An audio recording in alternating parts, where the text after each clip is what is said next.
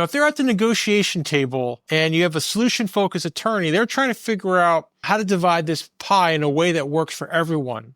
And a conflict-driven attorney will literally blow up that table, turn it over, and create such a mess. Now, the type of attorney you choose is so important because it sets the tone.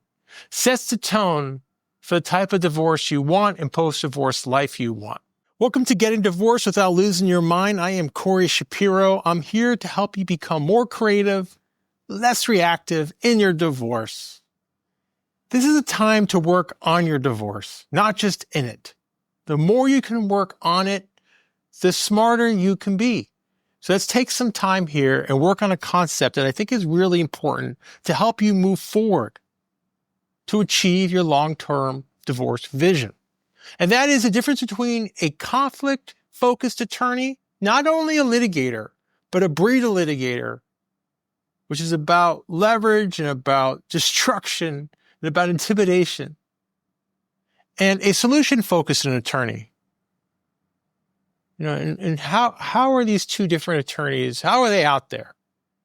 You first have to understand that the world of divorce is relatively straightforward.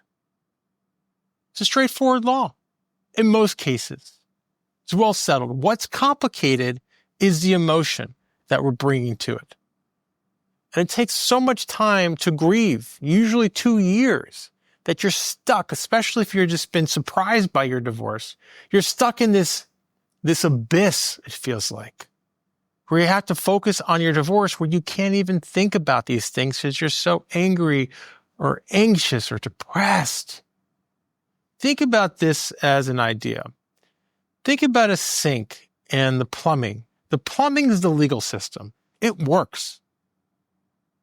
But sometimes the water doesn't go down the sink. It's clogged. The drain is clogged. And it's clogged by hair. Or maybe whiskers. I shave my sink and I have to use Drano, right, to unclog it. And that's really what the emotion is. To use some Drano, get some solution-focused attorneys in there and say, hey, we got to unclog this sink. But a conflict-driven attorney is going to blow up that sink to create that drama, to create that intimidation.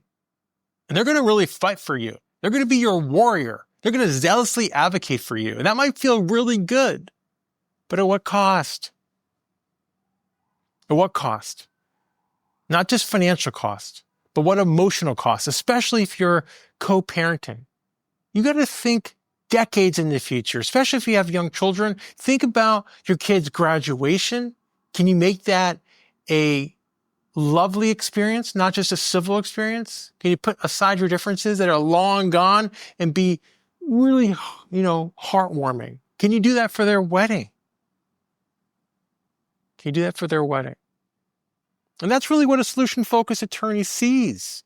They're specially trained to move away this ego-minded, of who has to win and keeping a score and thinking about revenge and taking you down this path that is just going to burn a lot of bridges. If they're at the negotiation table and you have a solution-focused attorney, they're trying to figure out how to divide this pie in a way that works for everyone.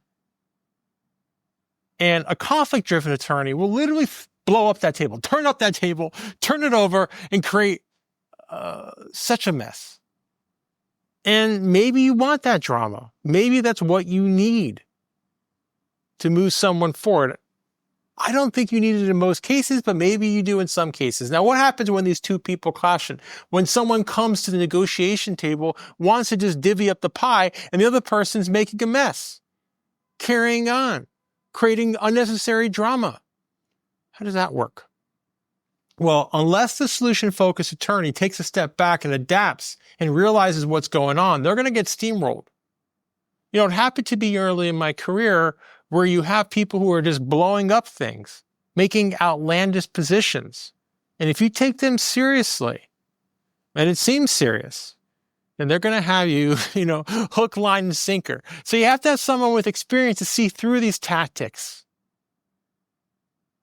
to create these boundaries,